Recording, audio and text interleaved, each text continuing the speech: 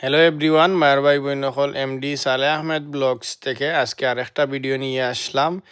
এই দেখেন শীতের রাজা সোনাবন্ধুরে লইছি আজকু। এর কারণ হইল আমরা রাতের জেগে অনেকেই মোবাইল টিভি বিভিন্ন সময় ইউটিউব ফেসবুক বিভিন্ন সোশ্যাল মিডিয়াতে যারা মগ্ন থাকি তাদের এটার খুবই প্রয়োজন। যদি আপনার আশেপাশে থাকে একটা নিয়ে নিতে পারেন। তো আজকে আসলে অনেক সুন্দর ওয়েদার, তাই রোদের মধ্যে দাঁড়িয়ে রোডেই একটা ভিডিও করে নিলাম।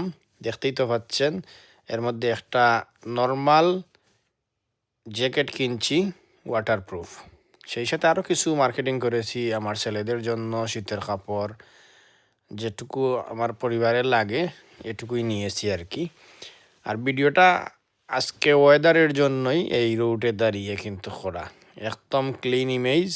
অনেকেই বলতে পারেন সালে ভাই জায়গা পান নাকি ভিডিও করার জন্য। মেইন কথা হলো এরকম খোলামেলা পরিবেশে, আর আয়ারল্যান্ডে যারা বসবাস করেন বিশেষ করে তারা অনেকেই কিন্তু জানেন যে আমাদের এখানে সূর্য 2 দিন 3 দিন পরেও কখনো কখনো দেখা মিলে, আর কখনো এক সপ্তাহ চলে যায়। যাই হোক, সবাই ভালো থাকবেন, সুস্থ থাকবেন। অনেক শীতের কাপড় কিনলাম আর এক ব্যাগ চকলেট আরও বিভিন্ন আইটেম লইলাম।